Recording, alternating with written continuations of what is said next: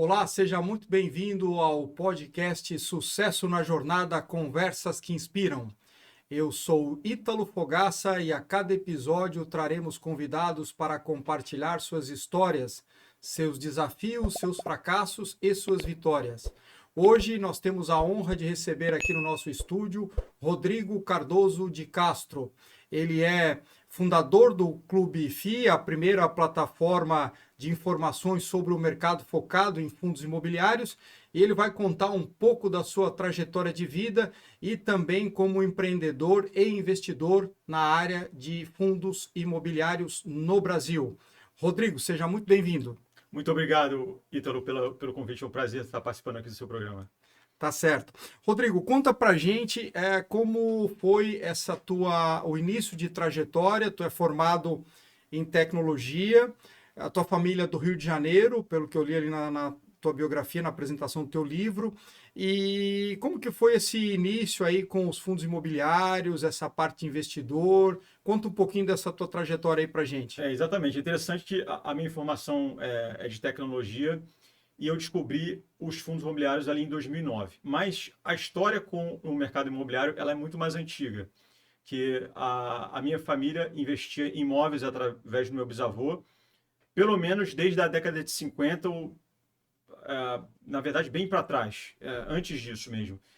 E quando eu descobri os fundos imobiliários ali em 2009, eu estava começando, eu ingressei no mercado financeiro quando veio a crise do subprime, ou seja, aquele momento ali que as ações estavam caindo 80%, 70%, e aí você atira para qualquer lado que se acerta porque estava tudo muito barato, né?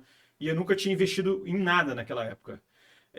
Então eu comecei a investir no mercado acionário, comprando as chamadas blue chips, né? Petrobras, Uzi Minas, Gerdau, Vale, etc.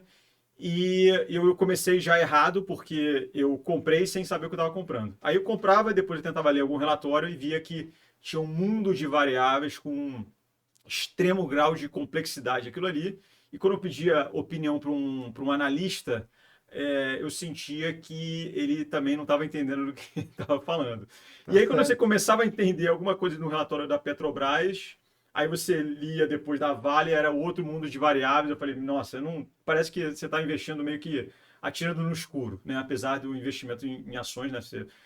Para longo prazo, mas aquilo me incomodava. Eu não sabia exatamente, não conseguia entender as variáveis que incidem nesse mercado. A quantidade é muito grande. Aí, uns meses depois, eu descobri os fundos imobiliários, que era justamente uma forma de você participar do mercado imobiliário, subtraindo todas as inconveniências de você investir no mercado imobiliário. E aí foi meio difícil de acreditar, né? Porque a renda dos fundos imobiliários naquela época estava um pouco parecido com o que está hoje, né? A taxa de juros estava bastante elevada também. Estava 0,8, 0,9 em alguns casos, em fundos conservadores. E os imóveis da minha família davam no máximo 0,4% ao mês. E ainda tinha que pagar imposto de renda. Então sobrava, no nosso caso, menos de 0,3%. Isso quando estava muito bem alugado. Fora a dor de cabeça que nós tínhamos com nossos inquilinos. Porque nossos imóveis não eram esses vidros espelhados aí da Faria Lima. Eram imóveis classe C, com ar-condicionado para fora do prédio. Eram saletas comerciais. E geralmente inquilinos bastante problemáticos, né? Então, eu tive dificuldade de acreditar que eu falei, onde é que tá a pegadinha disso? Era tu que gerenciava essa carteira física? Era você ou era... A gente tinha, era tipo um buy and hold, né? A gente tinha aquelas saletas comerciais, tinha um administrador que lidava com os inquilinos, né? Certo. Mas a gente não fazia operação de compra e venda de imóveis, tá? A gente não girava. Mas o gerenciamento dos inquilinos era com vocês não, ou tinha uma imobiliária? Tinha uma administradora, né? Certo. Que cuidava disso, né? Então, e não tinha, e a gente não girava, né? O patrimônio, né? E aí eu vi que eu comecei comprando pouco para ver como é que funciona a dinâmica, porque também tem essa outra coisa que o fundos imobiliários é bastante democrático, né? Se você investir 10 mil reais ou 10 milhões de reais, o resultado é proporcional mesmo. Então você pode entender exatamente como funciona investir numa pequena quantidade de dinheiro, mesmo com hoje vários fundos aí com base de 10, né? Você consegue comprar fundos aí com cotas de 10 reais. Com 100 reais você consegue entender a dinâmica do mercado, né? Então, eu comecei a entender, estudar mais e vi que realmente aquilo ali garantia que, não que o investimento vai ser um sucesso, mas que aquele investimento está atrelado àquele imóvel, àquele conjunto de imóveis, que isso que importava para mim. Ou seja, eu estou adquirindo risco imobiliário. Então, que era muito parecido com o que a minha família tinha, mas na verdade o fundo imobiliário é menos arriscado, porque minha família tinha salidas comerciais no mesmo prédio. E fundo imobiliário você compra um e você fica dono de, às vezes, 50 imóveis em um fundo só, e você tem centenas de inquilinos, né? Então, eu propus à minha família que a gente iniciasse um processo de venda de todos os imóveis para trocar por fundos imobiliários. E aí foi, né, teve bastante resistência no início, né, porque a minha mãe perguntava, cadê a escritura desse negócio? Não tem escritura, você vai lá, digita um código de 6 caracteres, já fica dono do negócio. Na época era quem é que manda nesse negócio? Exato. É um terceiro. Então, eu falei, olha só, vamos vender um, pra você ver como é que funciona e tal. Aí a gente vendeu um. A primeira coisa, nos livramos de inquilino problemático, e a renda mais que dobrou, e eu mostrei o portfólio dos imóveis lá do fundo que eu tinha comprado. Ele falou, pô, né, não dá para comparar, né? E aí minha família deu sinal verde para iniciar o processo de venda de tudo, né? Aí a gente começou isso lá em 2009, 2010, foi até meados de 2013. E aí quando o Cristo Redentor decolou na capa da Economist, eu falei, vamos acelerar essa venda aqui, porque... Aproveitar o time. Aproveitar o time, porque os imóveis lá do Rio estavam mais caros do que Londres, Nova York, Tóquio, tava uma loucura, né? E aí a gente conseguiu vender muita coisa no topo, e trocamos tudo por fundos imobiliários. E olha só um detalhe. Era só comercial, só imóvel comercial, ou tinha residencial também? Não, tinha residencial também, mas... já tinha tido venda antes de eu ter conhecido os fundos imobiliários. Então, quando eu comecei em 2009, havia apenas 12 mil investidores. O mercado estava muito difundido, estava muito pouco difundido ainda, né? E aí, as informações ainda eram muito desorganizadas. Então, a carteira da minha família foi crescendo. E aí, em 2013, eu vi a necessidade, como sou um cara de TI, de criar uma aplicação desktop, ou seja, para uso pessoal, para instalar, te instala no computador, a aplicação você instala no seu computador, para poder fazer o gerenciamento dos investimentos da minha família. Então, eu comecei a montar um banco de dados para reunir essas informações que eu lia nos relatórios, por exemplo, vacância, dividendo, valor patrimonial, etc., que eu tinha que ler. Por exemplo, se eu quisesse ver o histórico da vacância dos últimos 12 meses, eu tinha que ler 12 relatórios. Então, eu registrava essas informações de vacância nesse banco de dados, nesse software, né, para posterior consulta. E aí, o mercado continuou crescendo de uma forma bastante tímida, e eu percebi que sempre quando eu falava sobre fundos imobiliários para todo mundo falava, caramba, como é que investe nesse negócio? Eles tinham muito mais apetite por isso do que, por exemplo, o mercado acionário. O pessoal tem percepção de risco maior. Mas, pô, fundo imobiliário, pô, imóvel, poder investir em imóvel com essa facilidade, todo mundo gosta. Eu falei, pô, e o mercado não cresce e ninguém faz nada, o mercado está desorganizado. Pô, quem é que vai fazer alguma coisa? Eu cruzei meus braços esperando, eu vi que ninguém fazia nada, eu falei, quer saber? Eu já tenho um software pronto e eu acho que se isso for oferecido na web, vai ter uma grande serventia para o mercado. Só precisava de uma cara, de uma marca. Aí eu chamei uma pessoa para fazer o design, isso em 2014, no meio de 2014, e aí foi feito essa cara, né, esse design, e então nós lançamos o Clube FI ali exatamente no dia 19 de janeiro de 2015. Então já tem aí 11 anos de existência. Tá certo. Começou por uma necessidade pessoal aí de gestão dos imóveis da tua família. Isso. E depois escalou para um negócio comercial. Tu, quando começou o Clube FI, tu tinha ideia da proporção que ele ia tomar, do sucesso? Porque são 370 mil usuários cadastrados. 370 mil usuários, então... Exato. Não tinha noção. É aquela coisa, né? A plataforma começou a gerar receita só 1 ano e 10 meses depois do lançamento. O que eu tinha convicção é que teria um potencial de crescimento muito grande, mas eu não imaginei que fosse ser tão explosivo, principalmente quando a taxa de juros caiu para menos de 2%, ali 2000 e foi mais ou menos 2019, né? Então, eu não estava muito preocupado com isso, porque aquilo servia aos meus interesses pessoais como investidor. Então foi um crescimento orgânico, foi um trabalho de formiguinha que foi crescendo e deu no que deu, né? Porque quando a taxa de juros despencou, eu já estava bem posicionado para receber essa grande quantidade de pessoas, né, interessadas no mercado de fundos imobiliários. Porque quando eu lancei o Clube FI, foi em época de recessão severa, uma das piores da história, né? Com a Dilma, né? E todo mundo, quando eu falava que eu estava lançando uma plataforma de mercado financeiro, todo mundo falava, pô, você tá maluco. Só que eu falava, pô, maluco é você que pensa um ano na frente. Eu tô pensando 50 anos na frente. Eu sabia que uma hora isso ia acabar, né? O mercado é cíclico, né? Uhum. Eu não sabia quando, mas eu sabia que o momento isso iria virar. E eu também não imaginava que ia ser tão rápido, né? O crescimento, número de investidores. Hoje a gente saiu lá de 2009, quando eu comecei, de 12 mil, e hoje nós atingimos a marca de mais de 3 milhões de investidores funcionários. Mas eu acho que tem muito mais a crescer. Uhum. Tá certo. Ô, Rodrigo, e só para a gente poder esclarecer aqui, a carteira de imóveis da tua família, basicamente salas comerciais, estão falando aí de quantos imóveis? Porque tu falou que é desde o tempo do teu avô, é isso? Exato, exato. Era uma casa, foi demolida, foi transformada num prédio, a gente ficou com grande parte dessas salas comerciais. Então começou com uns 15, aí a família foi vendendo alguns, porque a minha avó herdou, aí depois minha mãe herdou, então teve algumas vendas no meio do caminho, mas eu acho que começou algo em torno de 15, alguma coisa assim. Tá certo.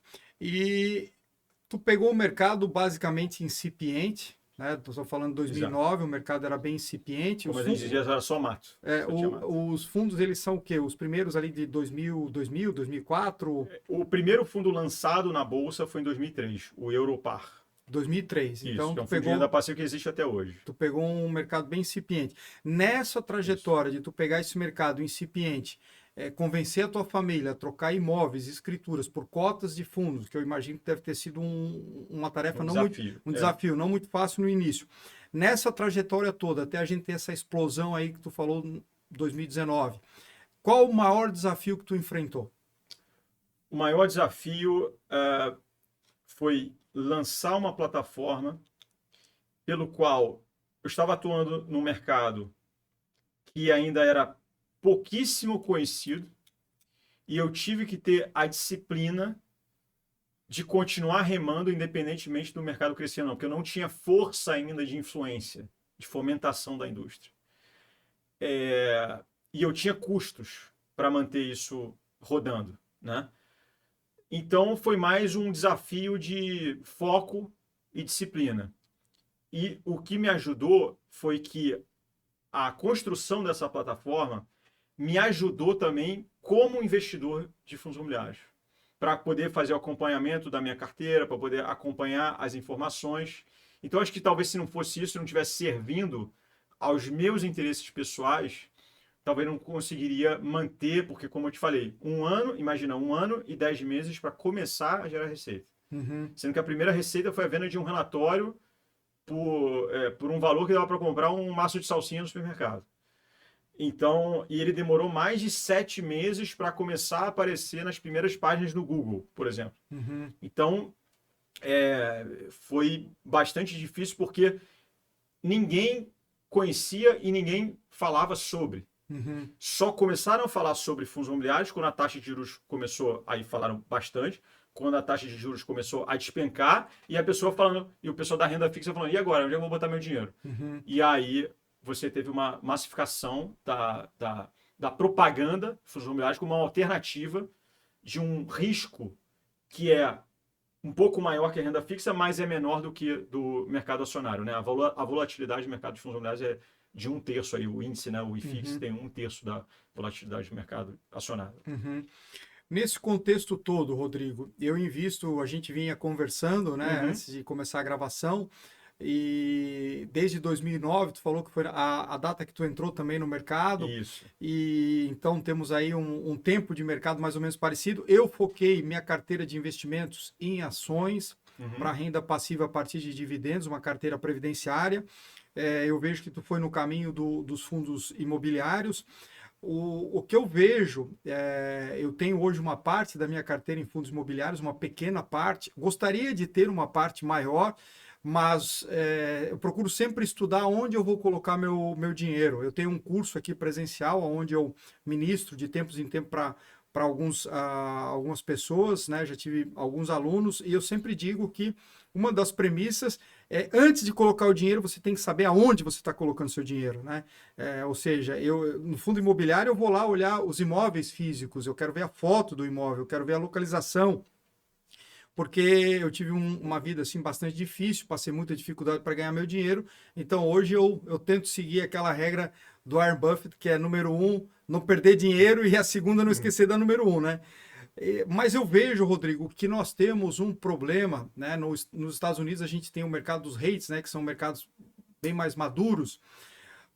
No Brasil, um problema de gestores. Eu percebo pelos estudos que eu fiz que esses fundos imobiliários, não na sua totalidade, mas em grande número, em grande parte, os gestores me parecem que eles tomam as decisões para se beneficiarem, em detrimento ao interesse dos cotistas, que realmente, em última análise, ali são os donos do negócio, né?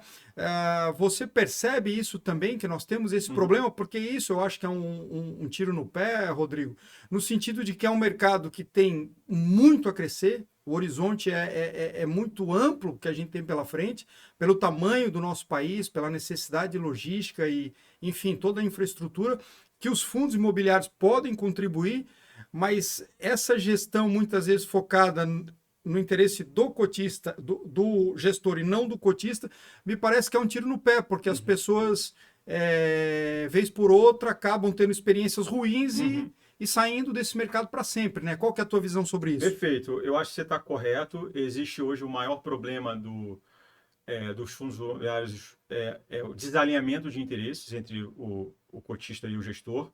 Porque o gestor, como é que ele ganha, geralmente, né? Ele vai ganhar baseado não no resultado que ele está dando para o cotista, mas baseado no tamanho do fundo. Então, quanto maior o fundo, mais ele vai ganhar, porque a taxa de administração que ele vai cobrar é baseado no patrimônio do fundo. Então, o gestor ele tem o interesse em crescer o patrimônio do fundo. O cotista ele tem o interesse que a cota valorize, que o dividendo corrija a inflação, ou que, no mínimo, aquele fundo que ele está investindo tenha uma performance parecida com aquela região ali, a região imobiliária, né, que ele tá investindo. Hoje existem cerca de 500 fundos listados na Bolsa.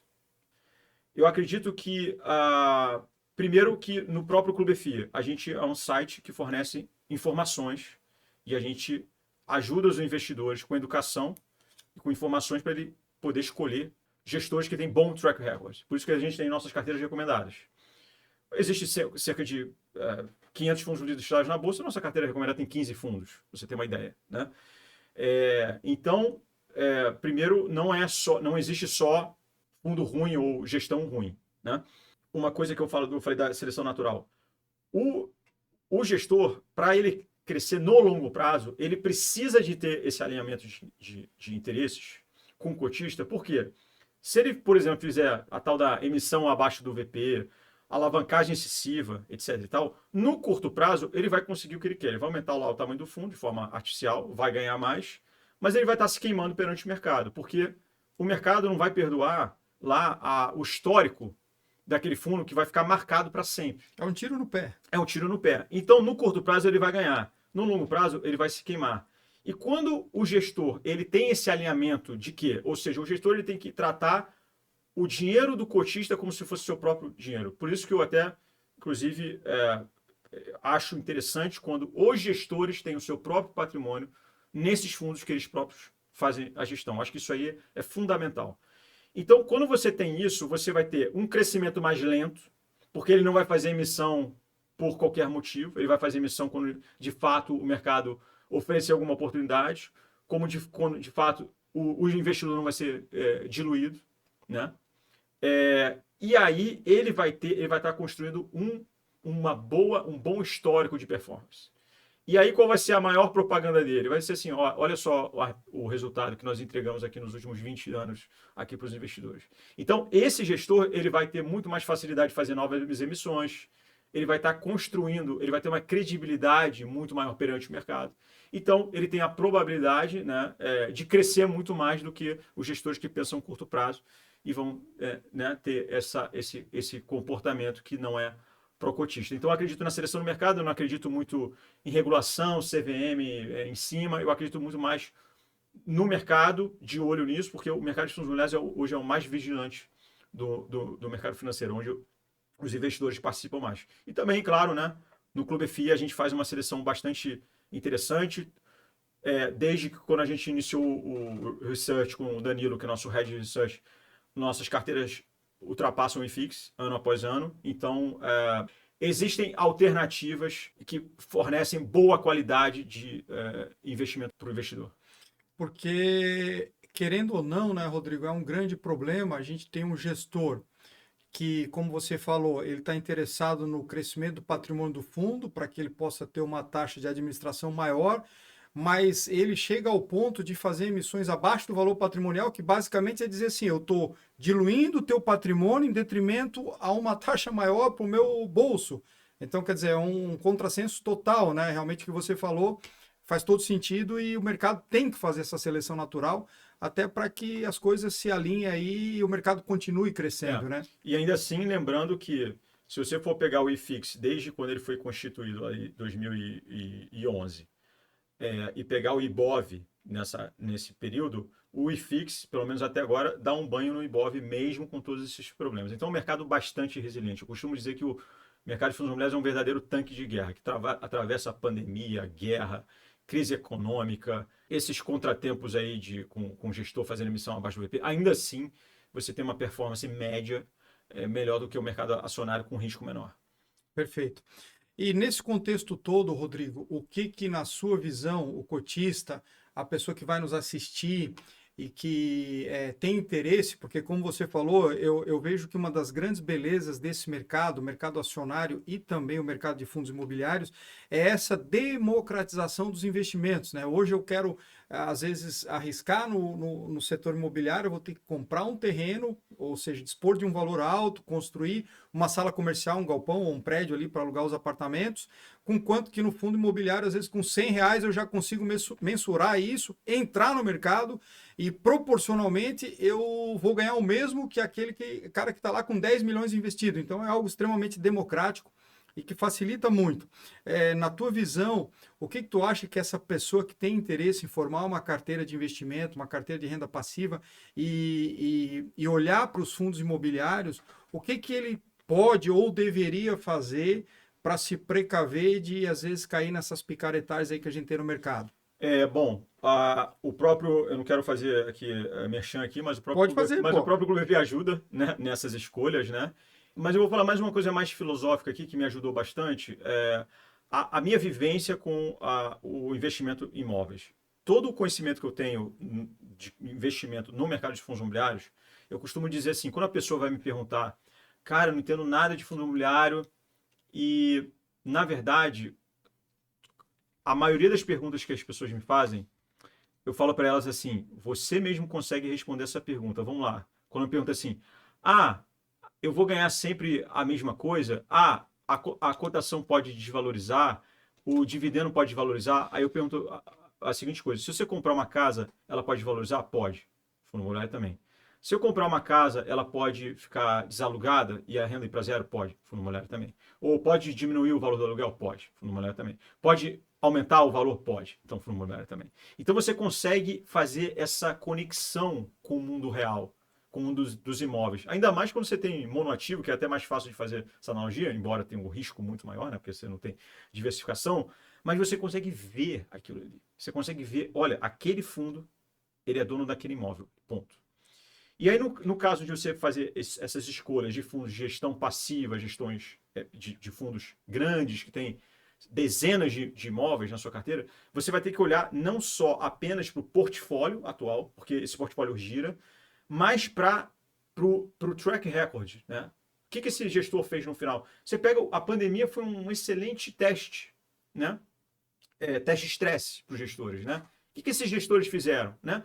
E se você não tiver tempo para isso, se você não tiver condições de avaliar isso, o que você vai você pode buscar especialistas, como, por exemplo, o Clube FI, para você poder seguir uma carteira recomendada, onde a gente faz as recomendações, né, dos fundos imobiliários, e a gente dá o racional. A gente está recomendando esse aqui por causa disso, disso, disso, disso. Ou a gente está recomendando a venda desse aqui por causa disso, disso, disso, disso. Então, para quem não tem um tempo, pode seguir carteiras recomendadas, não é só a nossa que existe, existem várias aí no mercado, e seguir os especialistas, né? Se você não tiver tempo para você mesmo poder fazer a análise. Mas no Clube FI, a gente dá condições para você fazer a própria análise e ver o que cabe ou não no seu portfólio. Nessa carteira recomendada, vocês têm alguma regra, tantos por cento papel, tantos por cento tijolo, tantos por cento galpão, logístico? É que tem várias carteiras. Tem a carteira valor, que pensa em ganho de capital no longo prazo. Tem a carteira renda, que está pensando mais no dividendo mensal ali, que tem que ser maior, então investe mais em papel. Tem a carteira mix, que é uma mistura dos dois. Tem a carteira Kids, que é muito interessante, que é a carteira para quem está com um filho nascendo, aí você já começa a comprar fundo imobiliário para ele, para quando ele completar 18 anos ele ter uma renda interessante, passiva ali, já tem um patrimônio, porque imagina, 18 anos é bastante coisa, né? Então tem a carteira de Fiagro também, enfim, tem para todos os gostos ali. Tá certo. Ô, Rodrigo, e se você pudesse deixar uma mensagem aqui para possíveis gestores que venham a nos assistir aí no futuro, diante da tua visão aí, que tu é um cara que está dentro do mercado, dentro no sentido literal da coisa, o que tu diria para que eles pudessem aí plantar boas sementes para que esse mercado continue aí no futuro gerando frutos, Perfeito. Crescendo, que todo mundo ganha, né? Perfeito. Eu vou fazer uma comparação com o que eu fiz no passado. O Clube FI, ele construiu uma grande credibilidade perante o mercado. Qual foi o custo disso? Crescimento lento. Então a gente é skin of the game, a gente não fala o que a gente não acredita, a gente não vende o que a gente não acredita, a gente não recomenda o que a gente não acredita, e por isso a gente cresceu e a gente é respeitado perante o mercado. Para o gestor, se ele quiser pensar também no longo prazo, se ele quiser montar uma gestora, ou ele já tiver uma gestora e ele quer perpetuar no futuro, no longo prazo, ele precisa de ter esse alinhamento de interesses com os cotistas. Ou seja, ele precisa primeiro pensar prioritariamente nos interesses do cotista e nos interesses de trazer bons resultados para ele no longo prazo, e não nos seus interesses de curto prazo de gerar mais receita por aumento de valor patrimonial e fazer emissão sem muito critério, né? Eu acho que com isso você vai estar construindo uma credibilidade de longo prazo, pelo qual você vai ter um horizonte de crescimento muito maior do que gestores que cometem essas práticas, que não são cotistas. Perfeito. Então fica aí o recado para os gestores, né? Pensem primeiro nos seus cotistas, são eles que viabilizam o seu negócio. Às vezes pode parecer tentador gerar uma emissão que vai proporcionar um ganho imediato maior, mas no longo prazo você será mais bem sucedido se pensar no seu cliente, né? Eu tenho como premissa, no meu negócio, em primeiro lugar, é sempre o meu cliente. Às vezes eu abro mão de um ganho imediato maior, mas eu sei que no longo prazo eu terei um resultado melhor. Então, fica aí, aproveitando aqui o que o Rodrigo falou, pense sempre no teu cliente, no cotista, que com isso teu crescimento vai estar assegurado. Exato. Então, não é só uma questão de princípios, mas é uma questão de visão de longo prazo. Mesmo que você pensar financeiramente, você vai ganhar mais se você for honesto. Fazendo um trocadilho aqui, né, Rodrigo? Se o malandro fosse malandro de verdade, ele era honesto por malandragem. Isso, né?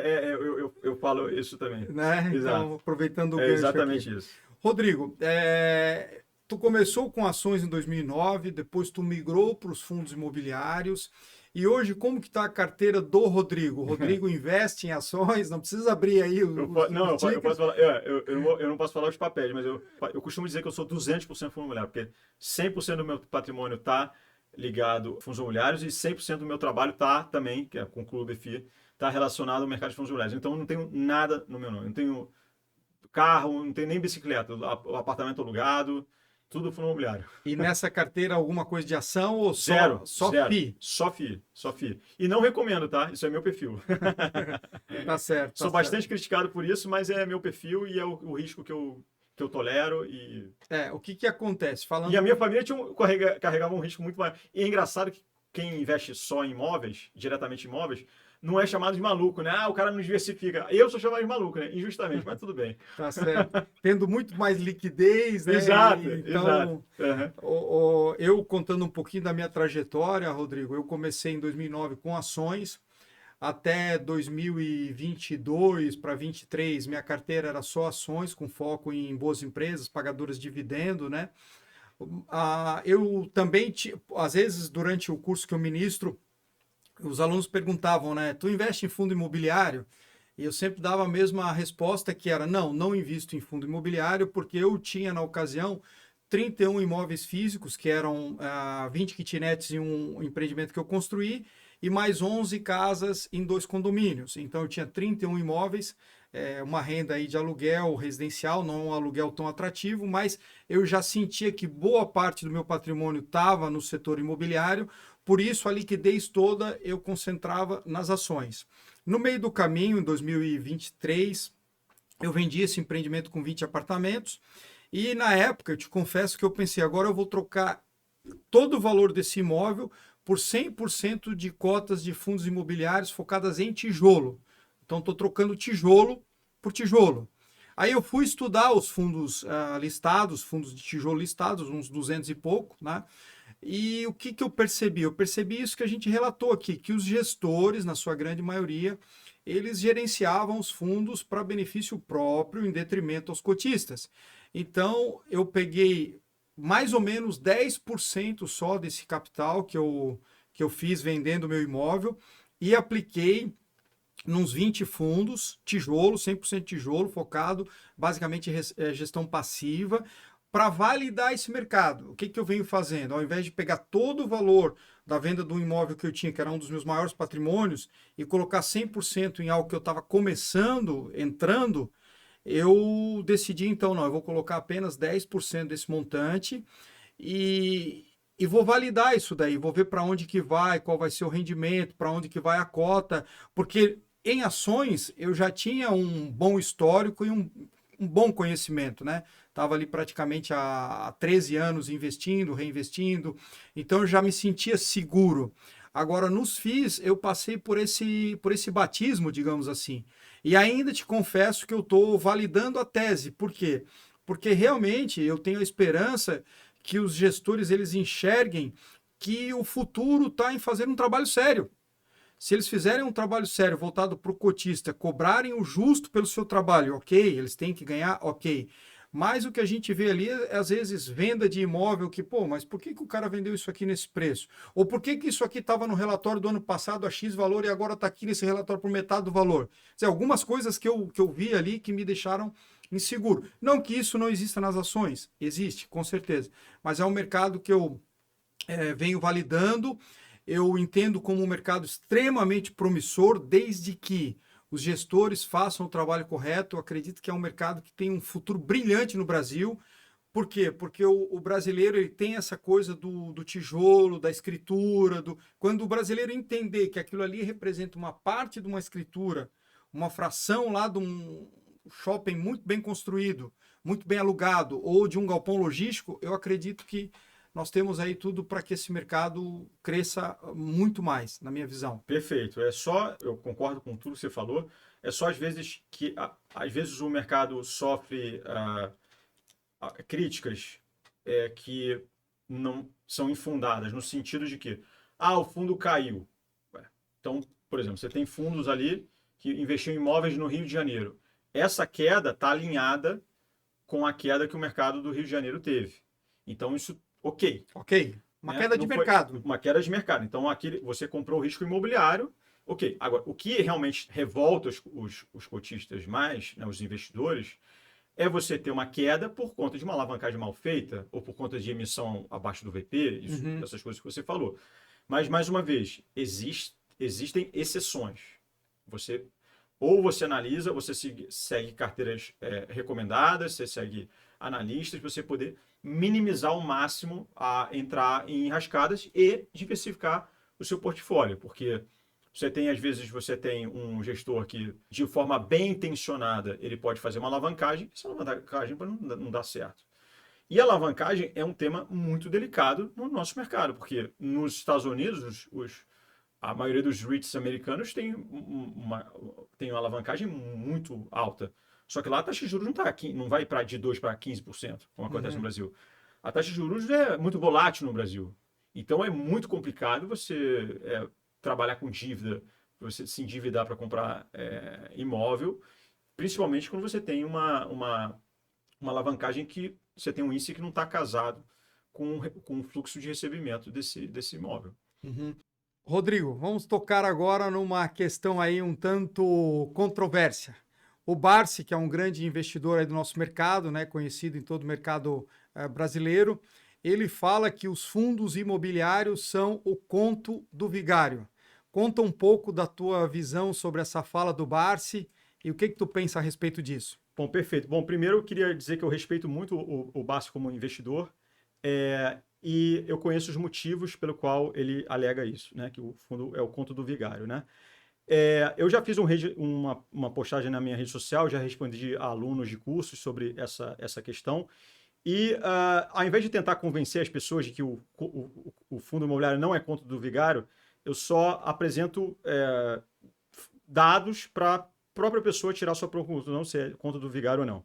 Bom, primeiro que ele alega que a primeira coisa, né, que o fundo imobiliário ele contém a taxa de administração. Então, sei lá, 1% ao ano, 1,5% ao ano, dependendo do tipo de gestão, né? E isso aí acaba corroendo o seu patrimônio no longo prazo e quando você investe, e tal, como também acontece em fundo de ações, que ele também critica bastante, tanto quanto fundos imobiliários. E no mercado acionário não tem a taxa de administração. Quando você vai comprar uma ação, você vai comprar lá a Petrobras, não vai ter lá não vão cobrar uma taxa de administração para você anualmente.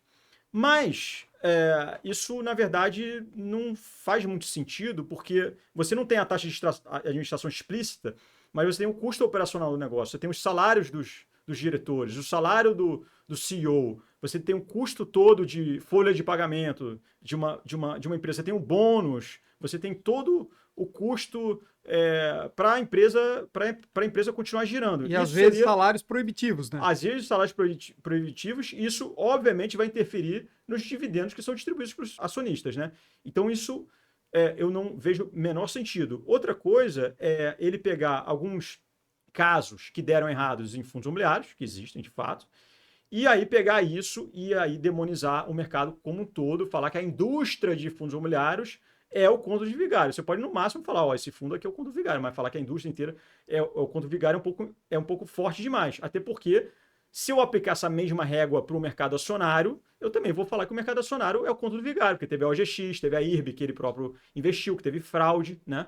E não é o mercado acionário não é o conto do vigário, mas existem empresas Americanas boas, que perdeu... Americanas, e tem um monte, né? Mas Americanas, tem, enfim, tem diversos casos aí de empresas que foram a zero. E falar que o mercado acionário, quando vigário, eu acho que é um pouco leviano, né? Agora, você falar que certas empresas não prestam, ok, como tal, certos fundos imobiliários não prestam, e essa questão da taxa de administração não procede, não faz sentido pelo que eu expliquei, o custo operacional do negócio. Fora isso, os fundos imobiliários, historicamente, como eu falei mais cedo aqui, eles têm tido, pelo menos até hoje, desde a constituição do IFIX, que é o principal índice dos fundos imobiliários, contra o IBOV. O IFIX é constituído quando? 2011. Início de 2011. Então, ele saiu lá de 1.000 pontos, hoje está em quase 4.000 pontos. Se você for comparar com o IBOV, ele dá um banho no IBOV, dá um banho no CDI, dá um banho na inflação e tudo mais. Se você pegar dos últimos 10 anos, o IBOV ganha do IFIX, tudo bem. Mas isso também não quer dizer que o IFIX vai ganhar no longo prazo, sempre vai ganhar do IBOV. Não faz sentido você dizer que o mercado desse é o conto do vigário, sendo que já está há bastante tempo tendo uma performance melhor do que o próprio IBOV, né? Então, eu acho que os dados respondem por si, né? E cada um faz o seu juízo de valor, não existe um investimento certo ou errado. Eu entendo que ele não goste de fundos imobiliários, como eu também não gosto de ações, eu não tenho nada em ações, mas eu não saio por aí dizendo que ações é o conto do vigário. A minha opinião sobre isso, e cada um, né, investe no que quiser, a pessoa, o investimento certo é o que se adequa ao perfil dela, né, e não o que algum terceiro vai dizer que você tem que investir nisso ou naquilo.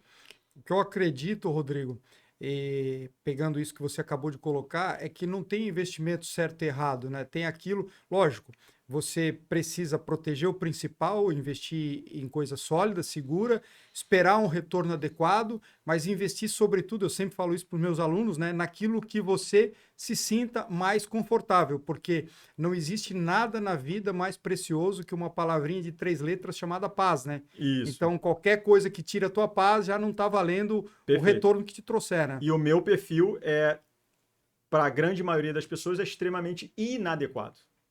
Então, por isso que eu falo. Quando me perguntam, eu falo, não, tem 100%, mas você recomenda? Não, não recomendo. Né? Quando você fala em seguir carteira recomendada, eu faço uma associação com as carteiras recomendadas de ações. Uhum. Então, basicamente, o que eu venho fazendo na minha vida de investidor, pequeno investidor, que vem ano a ano tentando preservar o seu patrimônio e fazê-lo crescer de maneira conservadora, módica, né? Sem expor o principal a grandes riscos, mas eu sempre procurei fazer esse estudo de maneira individualizada e percebi sempre que carteiras recomendadas de ações têm grandes problemas. Muitas vezes a carteira recomendada de ação hoje é uma, mês que vem é outra, no outro mês é outra, e sem nenhum critério de valor, assim, valor que eu digo carteira da semana. Carteira da semana, então quer dizer, coisas totalmente insanas, na minha opinião. Sim. Eu vejo, como você mesmo falou, que as variáveis do mercado acionário são muito mais complexas do que as variáveis do setor imobiliário. Como é que você diferenciaria as carteiras recomendadas de fundos imobiliários com as carteiras recomendadas que nós temos no mercado acionário? Que eu vejo que seguir, na maioria das vezes, essas carteiras é um tiro no pé. Eu concordo com você, eu posso falar das carteiras do Clube FI, não das carteiras de fundos imobiliários em geral. Certo. Mas as carteiras do Clube FI são carteiras voltadas ao investimento em longo prazo. Não existe giro, sim, mas é quando há perda de fundamento ou então quando o fundo já atingiu um preço onde o analista considera que é um preço já adequado para você entrar em um outro fundo que tenha uma oportunidade maior, né, de preço, né? Isso vem dado certo, né? Então a gente tem conseguido entregar um resultado bastante consistente ao longo dos anos. Rodrigo, a gente sabe que tudo aquilo que é popular não costuma ter um preço atrativo, né? Às vezes você está lá numa região que ninguém está olhando, você vai lá e descobre grandes oportunidades. Eu entendo que quando tu entrou no mercado imobiliário, tu estava num mercado incipiente que quase ninguém olhava para esses ativos. Hoje nós temos aí um horizonte de 3 milhões de investidores. Isso. Então é um mercado já com bastante gente e com mais fundos listados até do que empresas, né, com ações. Uhum. Tu entende que as oportunidades elas continuam existindo na mesma proporção de quando tu entrou? São melhores ou hoje é mais difícil? Eu acho que tem mais oportunidades porque o número de fundos ele multiplicou. Então, por mais que a gente possa falar que a qualidade, vamos supor que seja hoje de 10% desses fundos realmente prestam. Aí a gente estaria falando de um universo de 50. 50 era no máximo o total de fundos que nós tínhamos naquela época. E desses 50, talvez 10 prestassem. Então a gente tem um número muito maior de fundos. Então as oportunidades são muito maiores. E as oportunidades também de surgirem novos fundos, porque imagina, qualquer imóvel pode se transformar em fundo imobiliário. Até o próprio Europar, que é o primeiro fundo listado na Bolsa, ele tem um dos imóveis, é uma torre de teste de elevador. Então qualquer imóvel pode se transformar nisso. Então você tem já, por exemplo, lá nos Estados Unidos, como existe desde a década de 60, você tem fundo lá até de presídio. Você tem de cassino, de resort, data center, né, que o Brasil está começando a engatear nesse mercado agora. Então você tem um mundo a ser explorado aí, então o mercado tem potencial para crescer muito mais principalmente perante aos investidores institucionais, que estão entrando cada vez mais, e os estrangeiros também. Uhum. Rodrigo, agora eu quero te fazer uma pergunta pessoal. Você falou que 100% do teu patrimônio está em Uhum. imóveis, né, através das cotas, dos fundos imobiliários, e que hoje você não tem absolutamente nada em ações. Isso. Por estudar esse mercado, eu vejo que nós temos, vez por outra, aproveitando os momentos cíclicos, né, oportunidades que são extraordinárias, oportunidades de ouro em empresas que são empresas lucrativas, financeiramente sólidas, que têm um histórico de crescimento e lucro muito perene, ou seja, existe uma previsibilidade, tudo tem risco, a gente sabe, mas existe uma previsibilidade daquele negócio continuar daqui 10, 15 ou 20 anos crescendo e gerando caixa. E vez por outra eu vejo assim que tem oportunidades no mercado acionário, que é um mercado que eu acompanho mais de perto, que é de dar água na boca. Uhum. Tu chega a olhar para esse mercado, tu te sente tentado, ou é uma maneira também de validar teu trabalho e focar 100% em Não, fundos boa imobiliários? pergunta. Eu não tenho o menor compromisso em manter meu patrimônio em 100% de fundos imobiliários. E eu poderia muito bem mudar e ter 0% de fundos imobiliários. Então, o ponto é o seguinte: eu sigo o que vai me deixa mais confortável como investidor. Eu tenho um investimento atrelado ao imóvel, que eu estou acostumado com isso, que minha família investe com isso há quase 100 anos. É a questão de perfil. Eu não sou contra o mercado acionário. Eu sei que o mercado acionário, se você acertar o alvo, você tem a possibilidade de crescer muito mais, infinitamente mais que os fundos imobiliários. Mas eu me sinto, é uma questão de conforto, né? Então, por exemplo, quando veio a pandemia, foi um teste para mim, né? Porque eu sempre falei, não, eu sou um cara buy and hold, eu não me preocupo com curto prazo. Aí veio a pandemia, shoppings fechando, eu tenho muitos shoppings na minha carteira, shoppings fechando, a renda indo para zero, e eu fiquei tranquilo. A minha renda caiu apenas, né, entre aspas, 30, 35% durante uns 6 meses, depois subiu de novo, e eu vi, pô, realmente é um imóvel que está ali. O imóvel não vai desaparecer. Apesar da tragédia humanitária que foi Uma hora vai passar. apesar da tragédia humanitária que foi isso, né, que morreram milhões de pessoas com isso, no ponto de vista estritamente de investimento, eu brincava e falava, eu só vou me preocupar aqui com meus investimentos quando esses vírus criarem dentes e comerem os imóveis. Aí sim. Uhum. Mas tirando isso, o imóvel com pandemia ou sem pandemia vai estar ali. E aí, no meio disso, você vai ter uma quebradeira de um monte de empresa, vai ter vacância, etc. Mas o imóvel vai continuar ali com o seu espaço vazio, disponível para uma outra empresa. Uhum. Então, eu acredito que indiretamente eu estou investindo em ações. Só que eu estou investindo nas melhores ações, ou seja, nas ações que estão tendo dinheiro para pagar o aluguel. Perfeito. Então, quando eu vejo um shopping, o shopping tem lá centenas de lojas. A loja que quebrar, eu não vou participar do prejuízo dela. Ela vai sair e vai entrar uma outra loja que vai pagar o aluguel. Então, eu costumo dizer que o fundo imobiliário e o imóvel é uma espécie de seleção automática das melhores empresas. Uhum. Onde você vai ter só empresas ali que estão funcionando. As que não funcionarem vão ter que sair e eu não vou participar do prejuízo delas. Ok. Então, é tudo questão de perfil. É só isso. Ok. Rodrigo, entrando numa seara aqui que a gente tem visto aí ganhar proporções cada vez maiores nos canais, na internet, no YouTube e até mesmo no número de investidores, criptoativos, Bitcoin, o que você pensa a respeito disso daí? Tá. Bom, eu tenho pouco conhecimento com criptoativos, mas eu acredito muito na tecnologia do blockchain, né? Porque é uma tecnologia que você consegue confiar não tem um centralizador ali, né? Então, no caso do Bitcoin, aquilo ali é matemática. Você está confiando na matemática. E o fato de você ter um ativo ali que você consegue garantir que você tem alguma coisa que é garantida por algoritmos, né? Você tem um registro do seu dado, da sua transação, que está em milhares de computadores, mundo afora, e que nenhum governo pode alterar o histórico dessas transações, ou seja, nenhum governo consegue tirar isso de você. Isso é algo que eu acho que é bastante interessante. Mas eu não tenho investimento em Bitcoin. Para dizer que não tenho nada em Bitcoin, tem um amigo meu que ele é tipo eu com Bitcoin, ele é 100% Bitcoin. E ele falou para mim, você quer ver como é que funciona? Eu falei, não, sim, interessante. Aí ele me doou R$ 10 em Bitcoin, quando ele estava, acho que $40.000, né? E falou que vai ser minha aposentadoria. Vamos ver se vai estar certo aí no futuro, né? Mas eu acredito muito na tecnologia e me agrada muito qualquer tecnologia que tire o Estado na nossa frente. Rodrigo, aí tem duas questões para linkar com isso que você falou.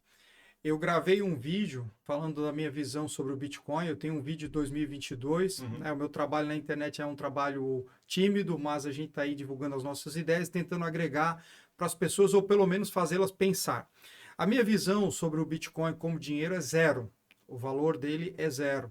A tecnologia do blockchain ela é maravilhosa, é um caminho sem volta, e eu até dei como exemplo algumas situações. Pensa num banco de patentes, onde tu consegue registrar a tua patente de um determinado produto, tu faz uma consulta, tem um acesso rápido, aquilo é imutável. Isso. Ou num prontuário, cartório. Tu tens aí custos exorbitantes de escritura, transferência, tu consegue colocar isso usando a tecnologia blockchain. Ou um prontuário médico, tu tá no Brasil, amanhã tu tá vivendo na Alemanha, o médico vai lá, acessa o medicamento que tu tomou 5 anos antes, tal. Eu acredito que é maravilhosa. Mas como dinheiro, eu acredito que ele tem preço, mas não tem valor. O valor do Bitcoin, eu acredito, como monetário é zero. Em algum ponto da história, esse preço vai se alinhar com o valor, ou seja, ele vai a zero, né? Eu tenho a visão do Taleb ali, que falou que o Bitcoin ele não produz nada, porque a visão que eu tenho de qualquer investimento para que ele gere retorno é que está atrelado diretamente à capacidade dele de produzir algo e o valor dele é proporcional a esse algo que ele gera. Então, tu vai comprar né? Eu até citei um exemplo assim bastante didático, né? A vaca ela tem que ser avaliada pelo leite que ela é capaz de gerar ou pela carne que ela é capaz de gerar. Né? A galinha pela quantidade de ovos que ela é capaz de pôr, ou então pela carne ali que ela é capaz de gerar. E o Bitcoin ele não gera nada, ele não produz nada, e pelo contrário, o consumo de energia hoje que tem para as transações serem feitas é enorme. Então eu tenho o mesmo pensamento do Warren Buffett, que além de não ter valor nenhum, ele ainda gera um prejuízo para a sociedade, porque energia a gente sabe não é algo barato, muito da energia é feita a partir de combustível fóssil, né? Nós temos um problema aí climático no mundo. Então eu vejo que o Bitcoin, ele até porque se tu pegar da onde ele saiu, em 2009 ali, quando foi a primeira transação lá que foi comprado 2 pizzas e tal, para o que ele valorizou, quer dizer, totalmente insano, não tem como comportar isso. Aquilo ali, na minha visão, é uma especulação pura e simples. Ou seja, a teoria do tolo maior. Compra hoje por um valor, espera que apareça amanhã alguém paga um valor maior, e esse que aparece pagando um valor maior está expectando que outro apareça depois pagando um valor maior, ou seja, uma dança de cadeiras, né? A hora que a música parar, essa é a minha visão. Então, eu vejo que, imagina você a diferença. Tuas cotas de FIIs estão atreladas a imóveis físicos, o shopping está lá, o galpão logístico está lá. A economia real. A economia real. Aí tu imagina hoje o quão insano é essa questão do Bitcoin, que eu poderia chegar hoje aqui, tu é da área da tecnologia, tu pode me dizer, eu acredito que seja possível, eu colocar todos os códigos num pendrive e dizer, Rodrigo, tá aqui o pendrive, agora transfere a propriedade de todas as cotas dos imóveis que tu tem para mim. Olha o quão insano é isso. Então, eu vejo que é especulação. Pode ganhar? Pode. Mas não é baseado aí numa perspectiva de longo prazo. Se tiver certo, eu vou perder R$ 10 só, então tá tudo bem. Meu amigo que vai se ferrar. Mas eu acho que tem a questão da possibilidade de... porque assim, o valor do dinheiro está baseado muito na questão da crença também. Não Perfeito. É só no que ele produz, né? Porque, por exemplo, o dólar não produz nada. Não produz nada. Não tem moeda fiduciária é baseada simplesmente na crença. Antes ele era atrelado ao ouro, né? Perfeito. Então, você pode ter a nova geração pode construir uma crença em torno disso e comparar isso com... Gerar um valor real. E acabar tendo uma percepção de valor real comparado aos que os governos fazem, né? De impressão monetária, que seria... né? Alguma coisa tipo emissão abaixo do VP, né? Que você vai diluindo, você vai gerando inflação. Sim. Então tem uma revolta em torno disso. Eu acho que o Bitcoin seria uma aposta contra o Estado. Contra o Estado. Mas o Estado, Rodrigo, o Estado, se permita falar, Claro. ele não vai abrir mão desse controle de emitir o próprio dinheiro. Aí eu acho Talvez que ele use o próprio Bitcoin para continuar para fazer fazendo o próprio criptoativo dele, do Estado. ou então para continuar cometendo corrupção, porque aí você consegue esconder de uma forma mais fácil. Então, eu fico em dúvida, né, se esse negócio vai ou não. Eu acho que a sua possibilidade e também dia zero, eu acho que tem fundamento, mas eu não afirmaria nenhum cenário nem outro. Eu simplesmente não sei. Uhum. E por isso que eu não tenho nada em Bitcoin, eu só tenho o que foi me doado, foi R$ 10, então meu risco é R$ 10. Quiçá seja a tua aposentadoria. E se for minha aposentadoria, é ótimo também. Tá certo. Rodrigo, comparando o mercado imobiliário brasileiro com o mercado imobiliário americano, né? Uhum. Os rates que você falou desde a década de 60, aonde tu vê que o Brasil está, o que nós temos para crescer, quais o caminho que o mercado americano trilhou, que tu acredita que a gente possa também aqui emular e seguir? O mercado lá está muito mais consolidado, né? Existe cerca de 200 REITs, né? Então a metade, só que o mercado em volume chega a 2 trilhões de dólares, um mercado 100 vezes maior que o nosso, 2 trilhões de dólares. Então, é um mercado que onde você tem um fundo só, já é o American Tower, por exemplo. O American Tower, eu acho que, se não me engano, é o maior REIT americano, um dos maiores. É um fundo de antena. E ele é maior do que o mercado de fundo imobiliário inteiro, né? Então, ele está muito mais consolidado, porém, tem uma coisa que o mercado de fundo imobiliário está se consolidando também, né? Você tem fundos maiores pegando os menores, né? Você tem uma consolidação, né, no sentido de fundo grande está comprando monoativo, fundo de gestão passiva pequeno e tal. Só que eu tenho um certo carinho pelos fundos pequenos de gestão passiva, porque se aproxima muito com os investimentos que eu tinha com a minha família. Ou seja, se eu não gostar mais, eu vou lá e vendo minhas cotas. Ou seja, eu gosto de ser o gestor dos meus imóveis, né, que estão em fundos imobiliários. Então, eu gosto bastante de fundo, que é bastante polêmico isso, né? Eu gosto de fundo de gestão de monoativo. Eu gosto de fundo pequeno de gestão passiva, que não mexe, se quiser mexer. Ah, mas não tem diversificação. Ué, limita 1% do seu patrimônio. Mas pode não dar certo. Você pode vender quando você não quiser mais. Você mesmo pode fazer isso. Que nem você ter uma casa, outra e outra, na verdade, tu está dependendo de um único inquilino, isso, né? exato. É a mesma analogia, né? Exato. E eu faço a seguinte analogia. Não existe um mercado de small caps? Esses fundos de gestão passiva pequenos seriam tipo as small caps dos fundos imobiliários. Espero que eles não desapareçam. O mercado pode crescer de forma... Eles podem coexistir. Os fundos grandões existirem e esses fundos também continuarem existindo. Que eu tenho muita... E no mercado de REITs não existe fundo de monoativo, por exemplo. Não existem fundos muito pequenos. Tá certo. E também não é porque é pequeno que não seja um bom investimento. Às vezes pelo contrário. Pode estar num momento Não, pelo contrário. oportuno. Os maiores cases são de fundo monoativo. Por exemplo, Pátio Shopping em Genópolis. Mais de 3.000% de rendimento, considerando o reinvestimento dos dividendos.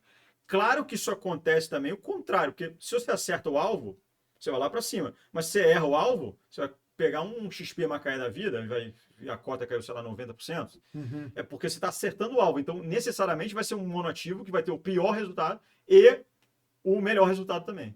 Tá certo. Rodrigo, se você pudesse voltar no tempo, para o Rodrigo lá começando a sua carreira de investidor, tem alguma coisa que tu faria diferente? Que tu falaria para aquele Rodrigo? Essa é fácil. Começaria antes. Começaria antes. Começaria antes. Que aí a questão do tempo, juros compostos, faz toda a diferença. Exato. Eu compraria lá o Europar, que foi lançado em 2003, estaria reinvestindo os dividendos e hoje eu teria mais de 2.700% de rentabilidade. De rentabilidade. É. Tá certo. Rodrigo, a gente está se encaminhando aqui para o final do nosso episódio. Eu quero fazer um ping-pong contigo agora. Tá. Que tu respondesse aí em uma palavra ou em uma frase algumas perguntas que eu vou te fazer aqui, tá? Fica à vontade para responder da forma que tu te sentir confortável. Então, o que é o sucesso para você?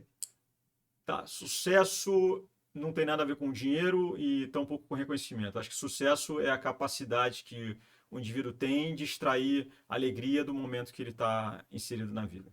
Mas posso fazer um adendo? Claro. O dinheiro nessa equação não é uma parte fundamental? Eu acho que ele é consequência de uma vida que você vai ter uma leveza espiritual, de você aceitar o presente que você está vivendo e a sua criatividade vai florar. E a criatividade florando, provavelmente você vai conseguir dinheiro.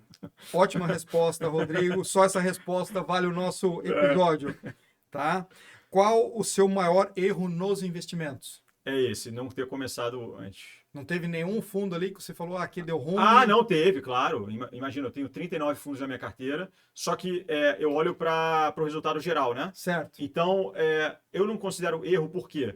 Porque eu diversifiquei. Perfeito. Então, aquele que deu errado, ele não machucou o rendimento da minha carteira. Perfeito. É o que eu sempre falo para os meus alunos. Na média, seja um vencedor. Isso. Você não vai acertar em todas. Exato. Então, se você quiser considerar que teve fundo que deu errado, que caiu muito, sim, teve vários. Mas acho que o maior erro é não ter começado antes. Não ter começado antes. Compacto da mesma resposta, da mesma ideia. Qual o seu maior acerto nos investimentos? Eu acho que a disciplina que eu tenho de pensar a longo prazo e não fazer movimentos por exemplo, não faço trades, eu não opero notícia, eu não fico preocupado com ruído, com guerra, com recessão, com pandemia. Então, acho que isso aí eu acerto bastante de não mexer a minha carteira. Ou seja, o que é acertar? É você não mexer, né? Tem uma frase que eu ouvi aí, eu acho muito engraçada, é que os melhores investidores são aqueles que não fazem nada com a carteira. Então, quando o sujeito vem a falecer, fica lá, o portfólio dele fica no inventário, aí ninguém pode mexer, né? E fica lá anos e anos e anos e tem resultados fantásticos, né? No final, que dá mais retorno. Então a frase que eu li que eu achei engraçadíssima é que investidor bom é investidor morto. Tá certo, tá certo. Quando o Rodrigo não está trabalhando, o que ele gosta de fazer? Tem algum hobby? Então, filosofia, né? Eu gosto de cozinhar e videogames. Serão os três principais aí. Tá certo. E viajar também. Tá bom. Aproveitando o gancho que tu falou da filosofia, a gente vai ter também um episódio falando exclusivamente sobre o livro que o Rodrigo escreveu, sobre a sua visão da vida baseado nas perspectivas de Nietzsche. É isso, Nietzsche, Rodrigo? Spinoza, Schopenhauer e Heidegger. Perfeito. É um livro que eu li na íntegra e recomendo. A gente vai ter um episódio, se você se interessar, depois procura aí, que vai estar disponível para que você possa também conhecer esse lado aí filósofo do Rodrigo.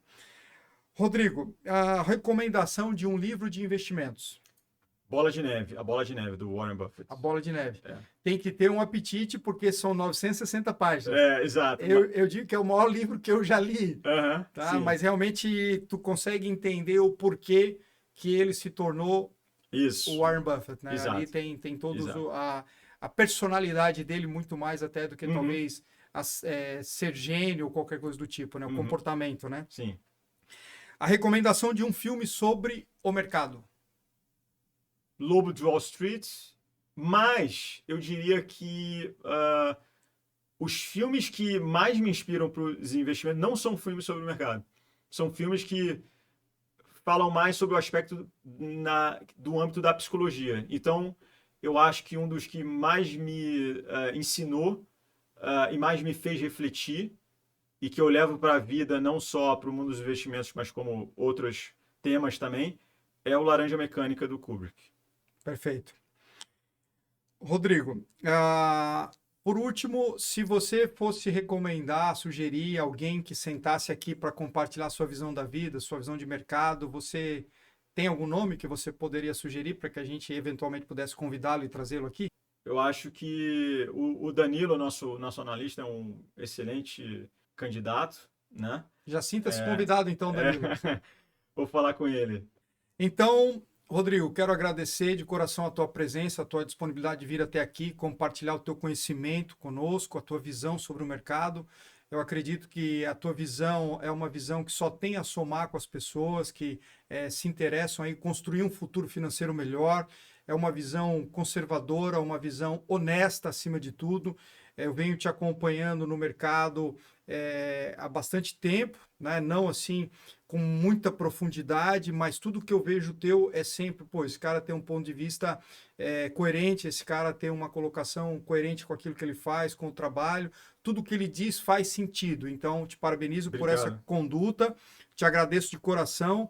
Queremos agradecer aqui, fazer um jabá para os nossos patrocinadores, a Lacitar, Indústria de Imóveis sob medida. Você que precisa de imóveis sob medida, pode entrar em contato com a Lacitar, que a gente tem uma equipe preparada para atendê-lo. O BIT Peças e Tintas, você que precisa de peças automotivas, peça para funilaria e pintura, o BIT é a empresa certa, a opção certa. E também a Incor, argamassas e tintas impermeabilizantes, aí na linha de construção civil. Se você precisa de produtos de excelente qualidade, a Incor com certeza é a opção certa.